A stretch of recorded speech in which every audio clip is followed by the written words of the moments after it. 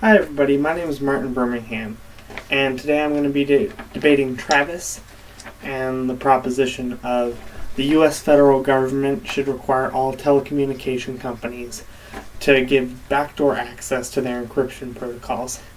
Now, a telecommunication company, for the purpose of this debate, is going to be defined as any company that produces cellular devices or software for those devices.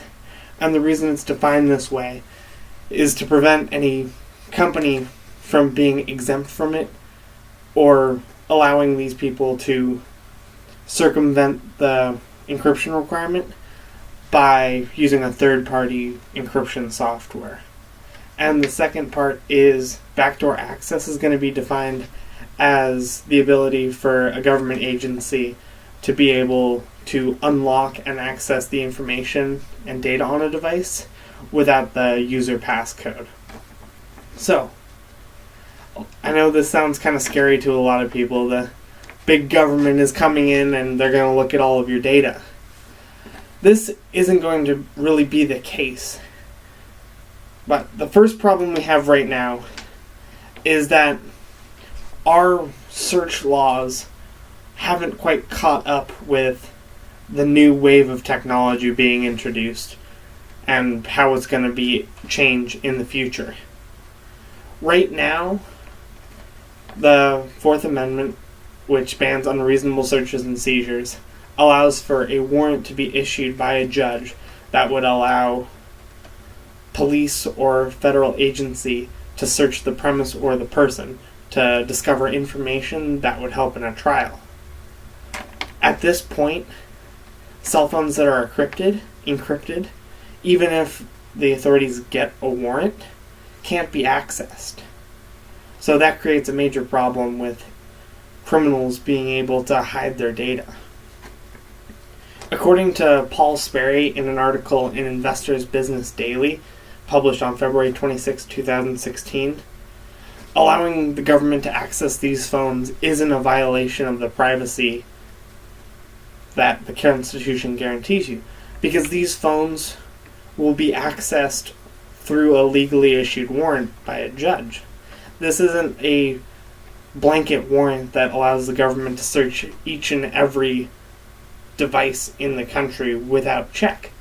This just gives them the ability to act on information and proceed in a legal manner with a warrant that has been issued. In an alternative article by Professor Pell, published in the Harvard Journey of Law and Technology in 2014, he actually says that telecommunication companies have been assisting with Fourth Amendment compliant searches basically since telephones were invented for more than 100 years. So this will allow telecommunication companies to basically be standardized across the board and not have this huge exemption for cell phone encryption. What the long-term impact of this is basically going to allow the principles of the Constitution to be translated into a more modern context that will allow for the reasonable search and possibly seizure of data, which currently doesn't really have any laws around it other than some sketchy case laws. And of course, another issue we're currently facing is the danger posed to society by criminal organizations, individual criminals, and terrorist organizations overseas. So these are two different groups that are going to be treated relatively separately, domestic criminals and overseas terrorists, but the investigation of both will be benefited by allowing the government to have backdoor access to these encryption technologies. In an article by Nellie Bowles, published on February 17, 2016 in The Guardian, she says that an iPhone used by a perpetrator of the San Bernardino terrorist attack may have information that could help to identify other terrorists who were involved in that plot, and also terrorist plots that haven't been committed yet.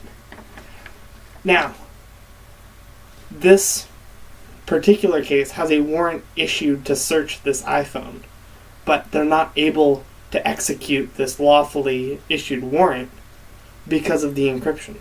Now, this creates a major problem for law enforcement going through all the correct channels, complying with the law. They're still not able to do their jobs, which basically allows criminals and terrorists to communicate unchecked in the United States. In another article by Nellie Bowles, published February 17, 2016, in an article by John Yu, published June 2014 in the Harvard Journal of Law and Public Policy, he points out that these phones are often being used overseas, which overseas there isn't the same constitutional protections because we're in a time of war with these terrorist organizations. The Constitution gives the President, the Commander-in-Chief, wide discretion over the way intelligence is gathered during wartime, which we are at. Allowing backdoor access to this will assist in the gathering of intelligence and will shorten the war on terror and could potentially save a lot of American lives, which is very important. And ultimately, allowing the government to properly search these devices will make it harder for terrorists to communicate, drive their actions underground, and ultimately make them easier to catch. Thank you for watching.